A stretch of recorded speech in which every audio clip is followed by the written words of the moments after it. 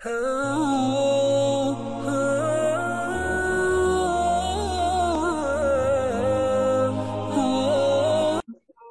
best thing about this session is going to be I'm going to go a bit slow so that Checo is with us and on the same page. But the best thing about this session is going to be the language.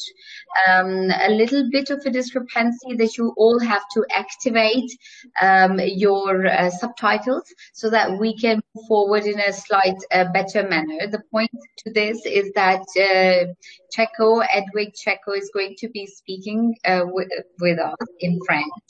And I don't want that any of you should be missing any of the opportunities that you're going to grab while she's going to speak loud to you. I'm just going to give a slight introduction of the lady who's with us today. I'm really honored. During her professional career, she has taught at all levels, from the middle school till the high school, general, professional, and technical, and also with the higher education. She has worked lined training for adults in companies. Preparation has been given by her for paramedical and medical exams with the social career. Truly a wide range of levels and age groups she has taught and she has been with.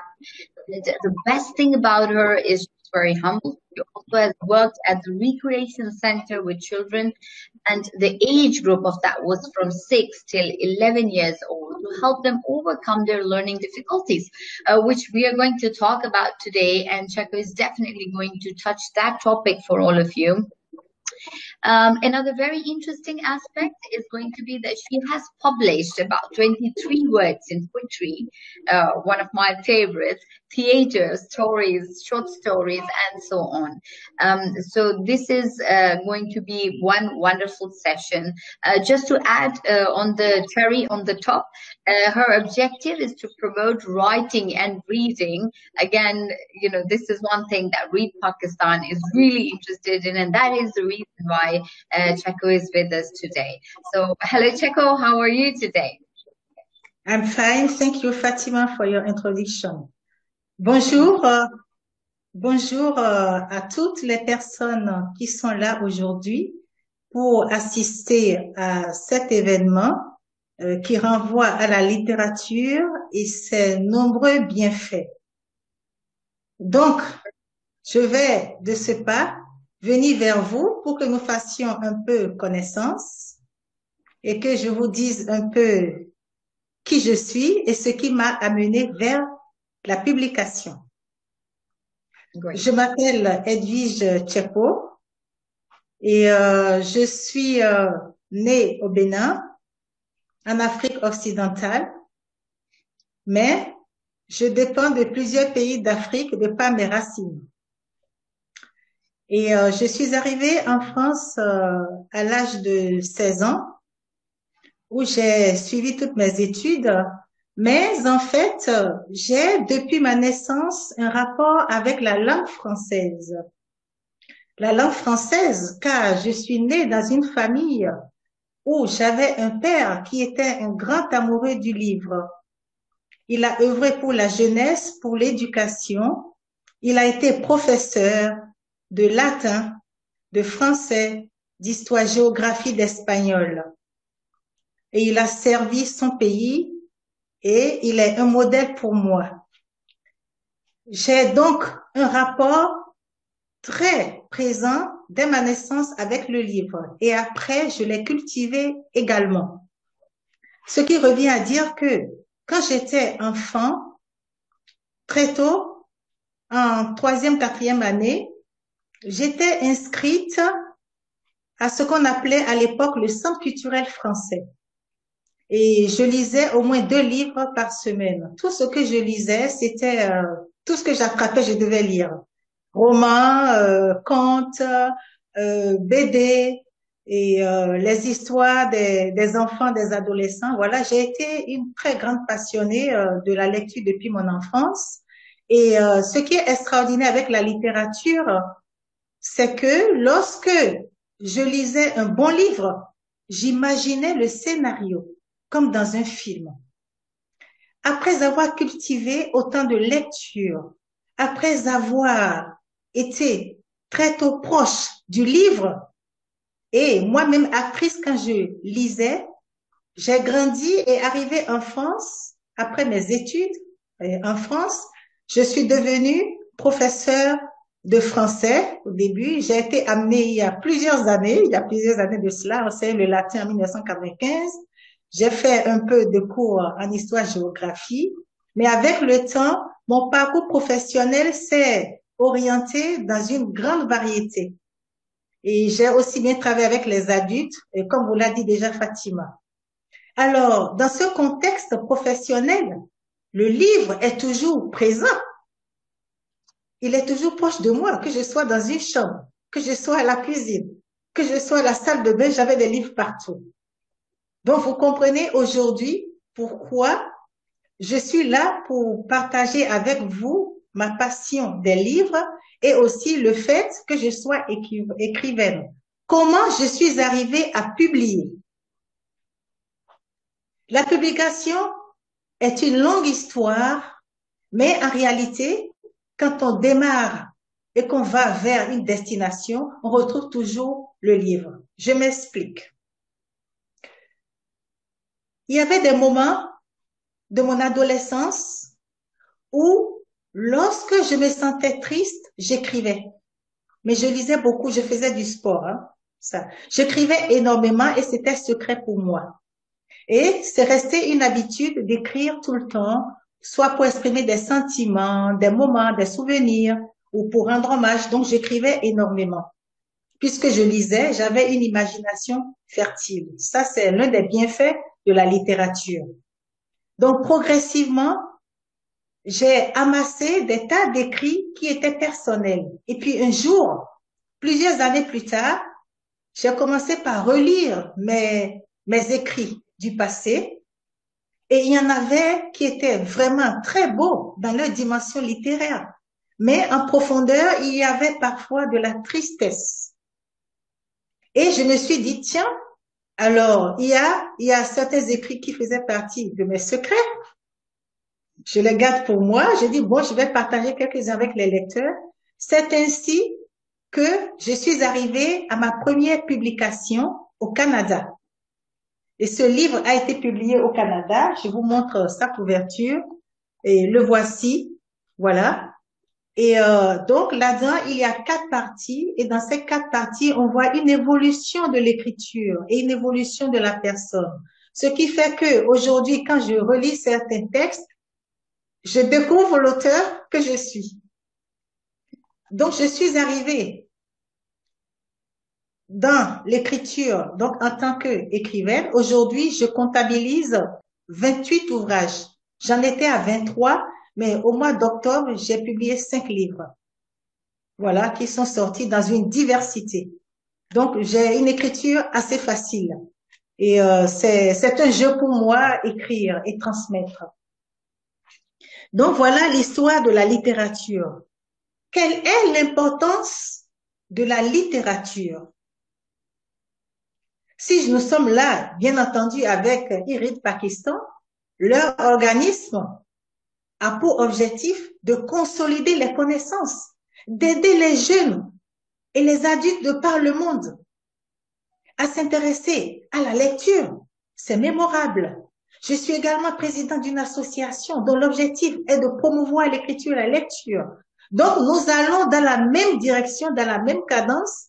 La littérature a un pouvoir formidable. La littérature vous ouvre les portes vers des cieux inconnus. La littérature fortifie l'esprit. Il nous instruit. Il nous aide à imaginer. Elle nous aide, du moins, à imaginer, à rêver, à aller au-delà de notre quotidien. Vous voyez, c'est grâce à la littérature que je suis en contact avec le Pakistan aujourd'hui. Et je n'ai pas encore été physiquement au Pakistan. Hier, j'ai fait une intervention avec le Canada. Donc, la littérature nous permet de voyager.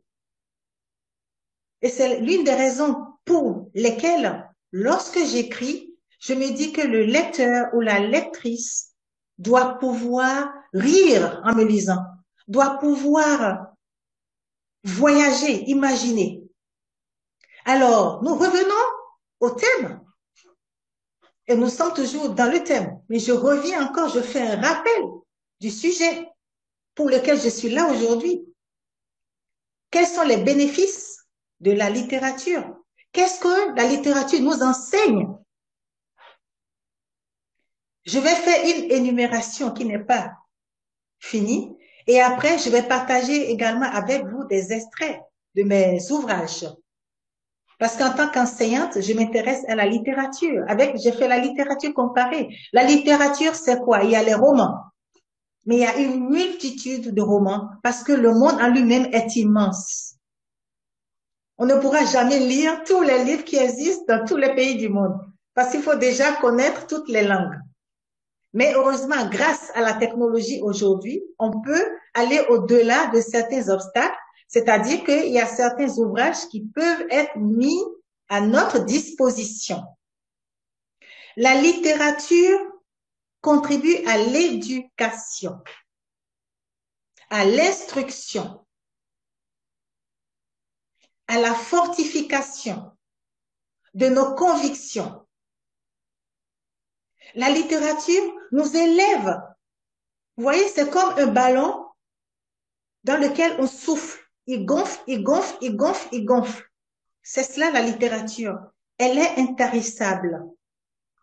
Je vais, avant de continuer, pour introduire, vous lire un texte que j'ai écrit sur le pouvoir de la littérature.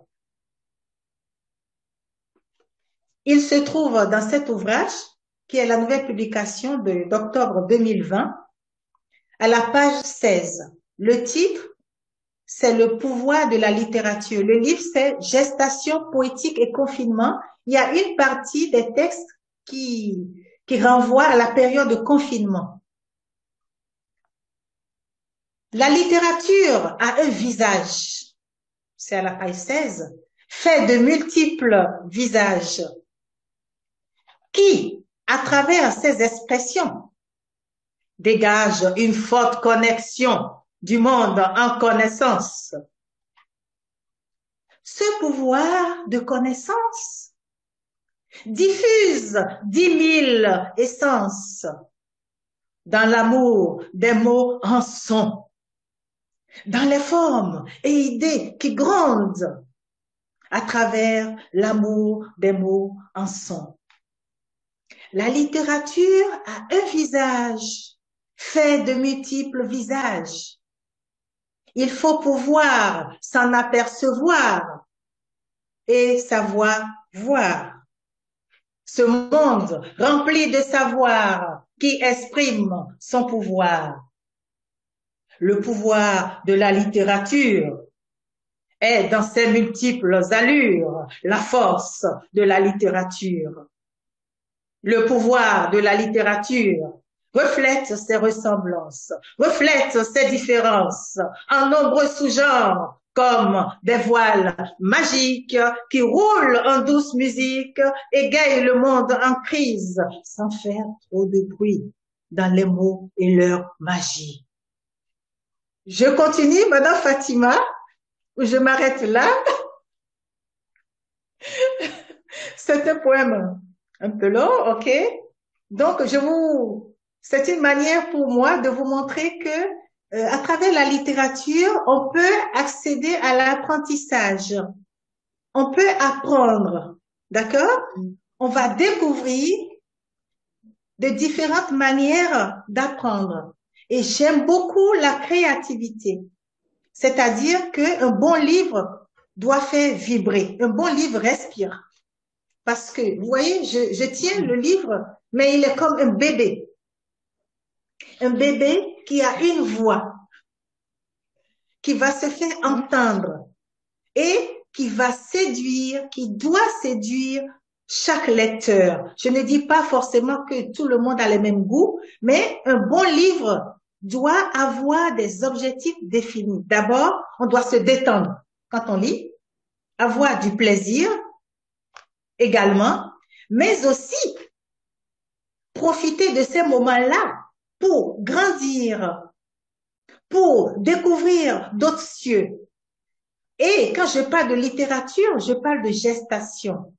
Et à présent, je voudrais vous embarquer dans mon aventure littéraire pour vous présenter mes ouvrages, pas forcément dans une chronologie, mais je vais vous présenter d'abord les deux premiers qui sont publiés au Canada. Il y en a eu 3, dont un livre de méthodologie.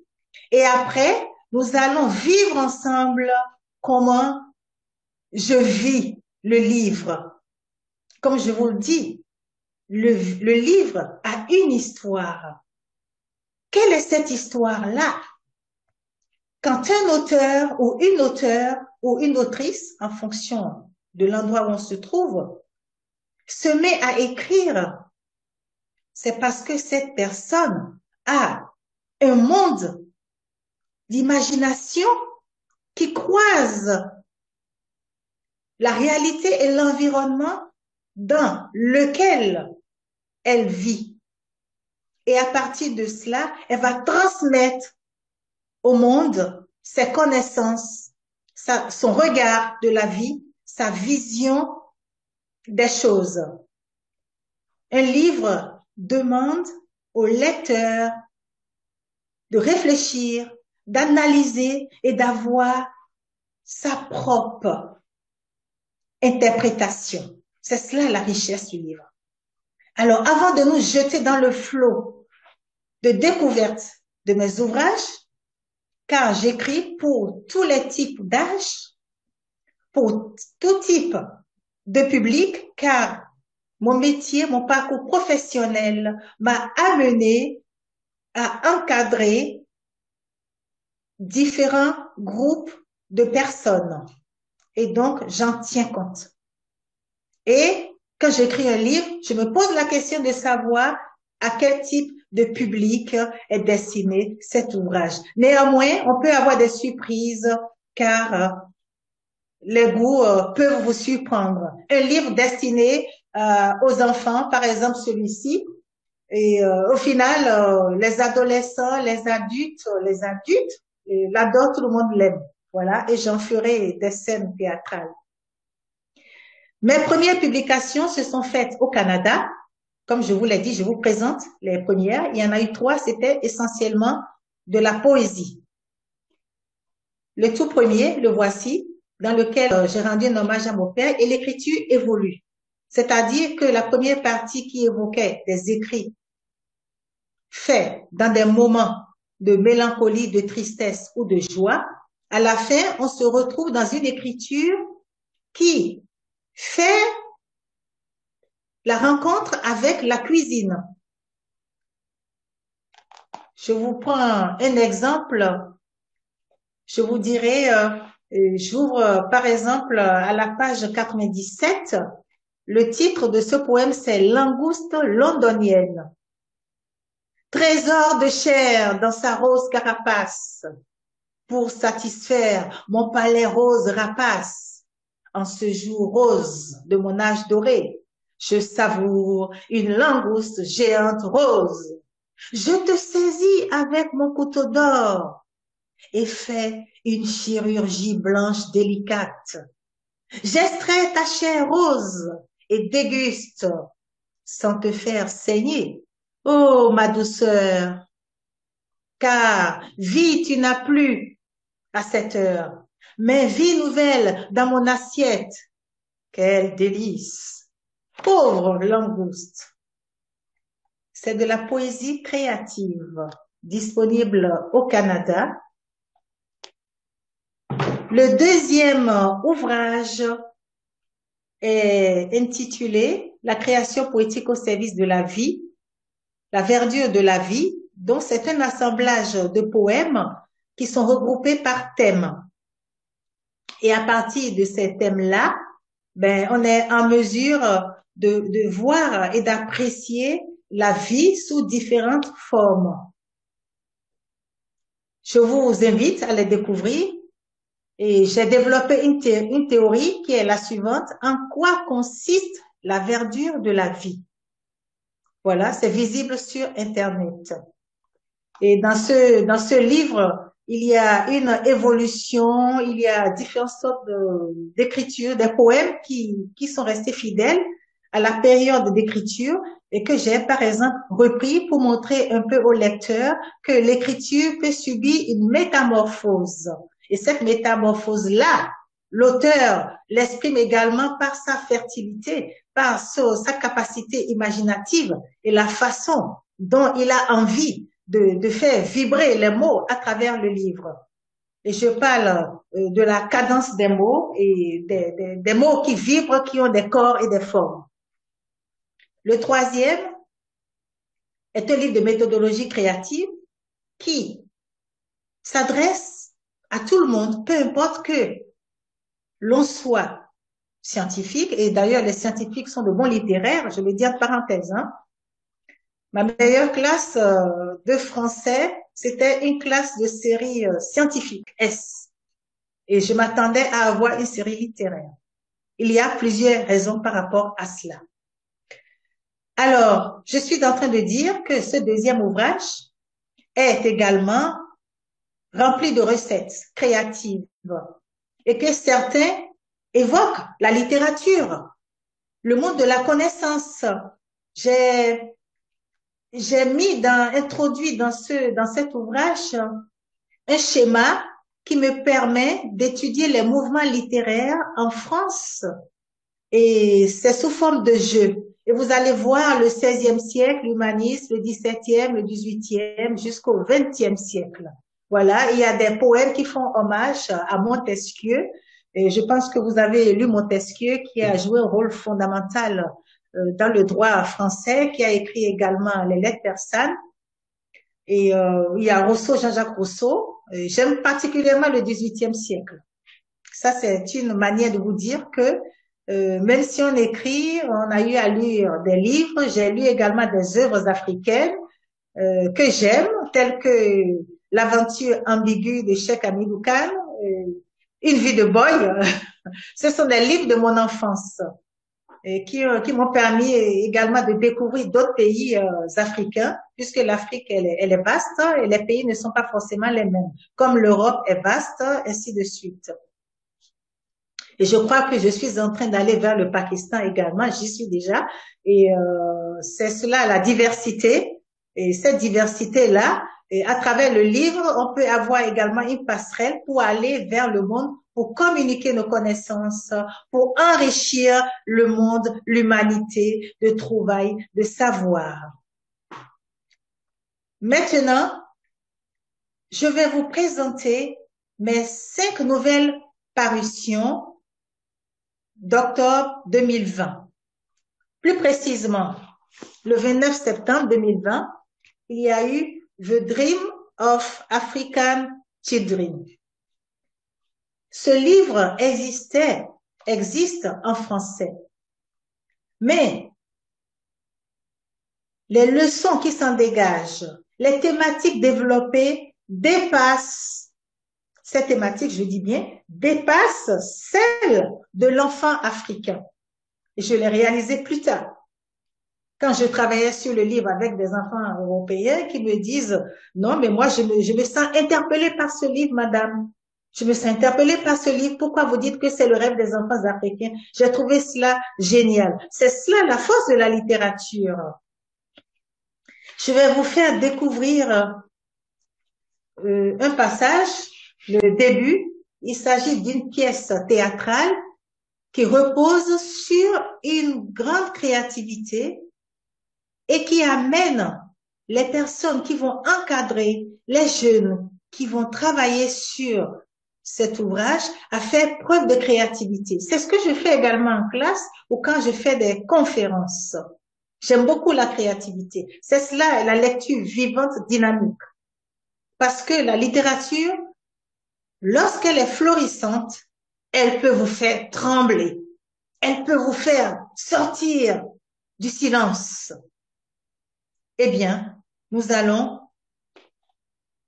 découvrir les premières lignes de cet ouvrage que je tiens entre mes mains, paru aux éditions et des livres le 29 septembre 2020.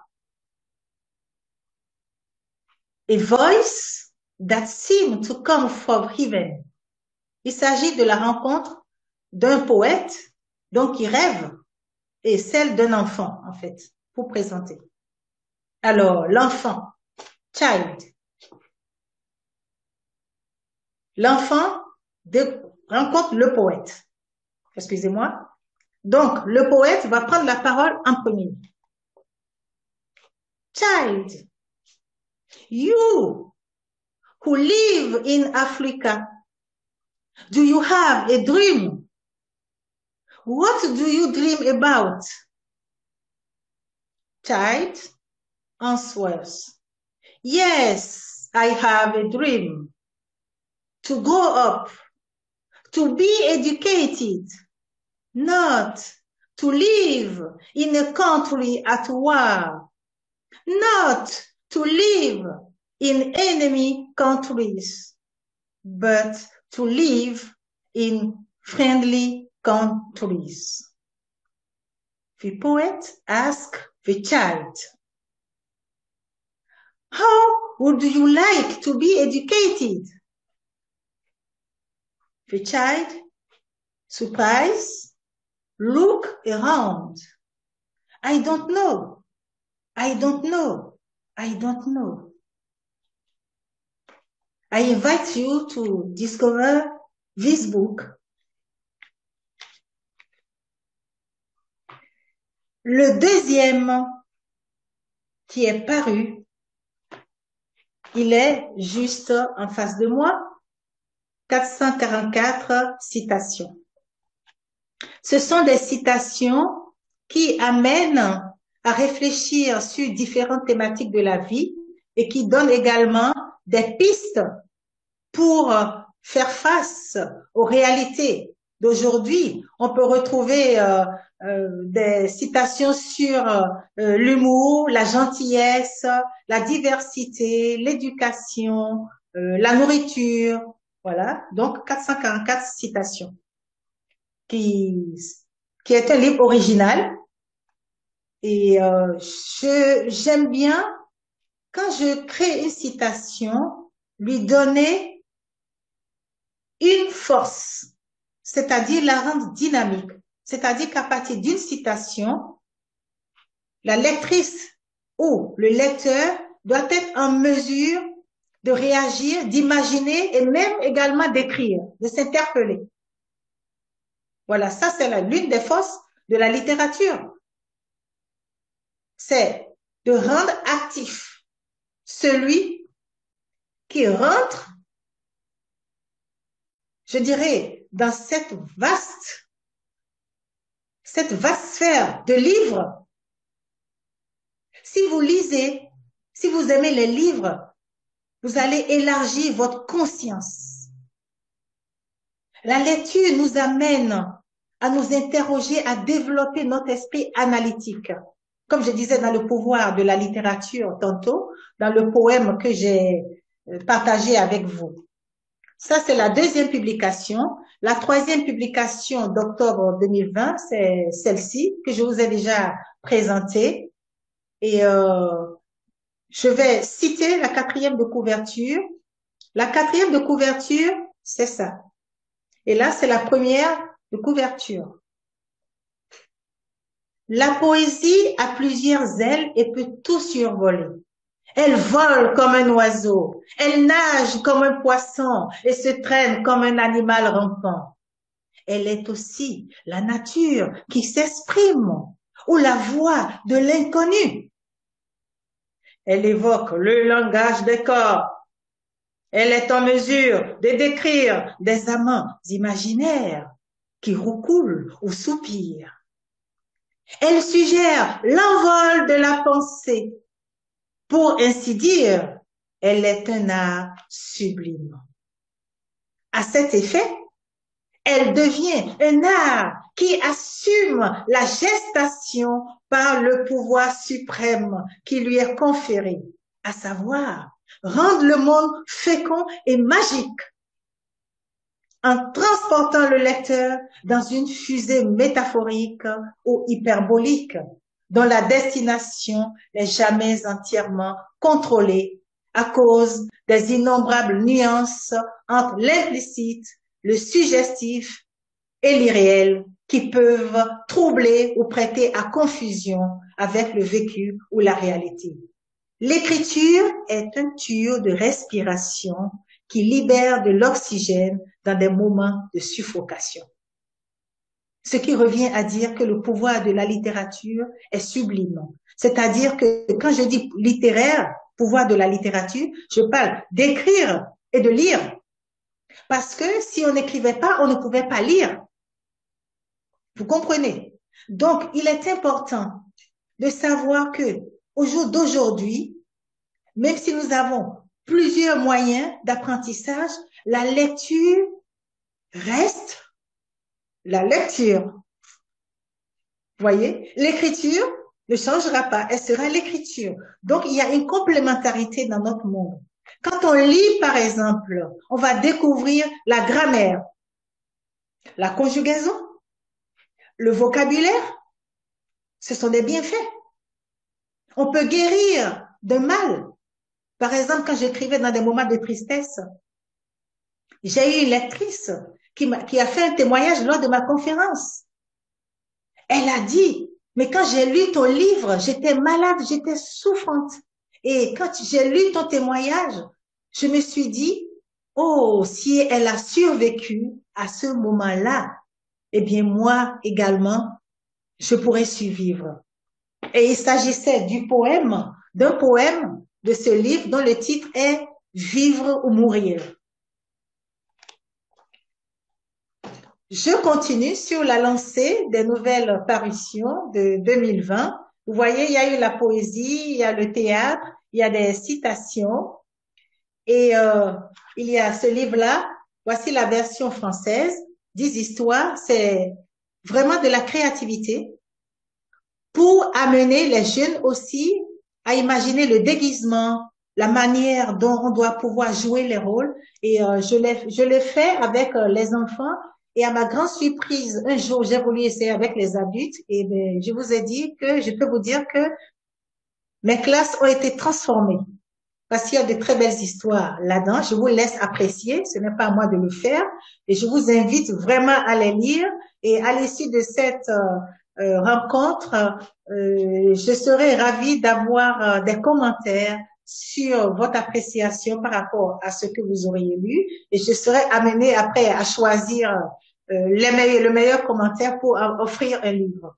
Donc, voici sa version anglaise qui est parue au mois d'octobre 2020.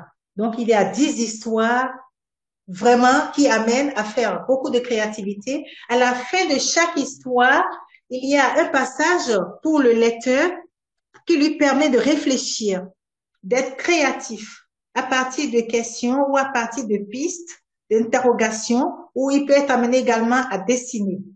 Voilà, c'est ça la littérature. C'est-à-dire que lorsqu'on a des mots, à partir de ces mots-là, on peut imaginer un scénario, des dessins. Quand j'écris mes livres, je suis dans le cinéma. Et à partir de l'écriture, j'aime bien aller vers des livres qui sont vivants, dynamiques, qui permettent à chacun de pouvoir créer à l'intérieur de ce monde littéraire, fictif ou imaginaire, un autre monde comme une forme d'entonnoir de mise en abîme. Et le 5e livre paru au mois d'octobre, je ne l'ai pas sous la main parce qu'il a été publié hier. Voilà. Donc ça, ce sont mes 5 nouvelles parutions. Thank you so very much. I really wanted that you should actually, because all of the comments that we're getting here, I know that you won't be able to understand, but we will, while we would put it on YouTube, everybody would be able to understand you. Also, you will be able to understand the comments that I will be sharing. You can turn on the subtitle once this session is down, and then we can, you would be able to understand us, and we will be able to understand you. For the rest of the people who were here with us, I should be telling you all that the session was actually about the benefits of literature. That is why Cheko was with us today, and she has very nicely illustrated, given references to various books and to also to her works, which were she in the middle of the session she was also showing, so that you can know more about her and about the works that she has done, and also about the references that she was referring to, so that you can get back to those books, for showing the importance of literature. So this is how this was going to be. I understand that slightly a few people were unable to connect to us and also not to read the subtitles. So basically, this is something which might just trouble you, but that would just be over once you're over to YouTube. I would once again, Cheko, I would like to thank you so very much for being with us here. For the people who do not know, for Read Pakistan, it was very important to connect to Cheko because of certain reasons. Advik Cheko is from France. She has been working on the reading therapy. This is one step ahead of what basically we speak of when we are talking of reading. This is going to be something you would say that one step forward into the vision of reading and how this will come out to be in the coming 10 years or 15 years. To expound on the healing powers of books. This is what she works upon. This is what Cheko works upon. And during her professional career, as I told in the beginning, she has taught at all levels. She is a well-experienced lady in the middle school, in the high school. She has been generally professionalizing and technically sounding people in the higher education's work link training for adults and in companies. And while the best thing about her is that she is very explicit. She would like to share her information. She would like to share her readings and her research work in the social decorums, truly a wide range of levels and age groups, and she fits in all the age groups that are available. She has also worked at the Recreation Center with children aged from 6 to 12 years of age to help them overcome their learning difficulties. This is one area that we would really like, Cheko, for you even to discuss in the upcoming session. We would also make sure that the subtitles are there for the people, the visitors, the people who are with us in live sessions, for them to understand your session better, because in that way, Cheko, they ask us various questions and then you can reply to them, and then it becomes a very interactive session. So it becomes really, really nice.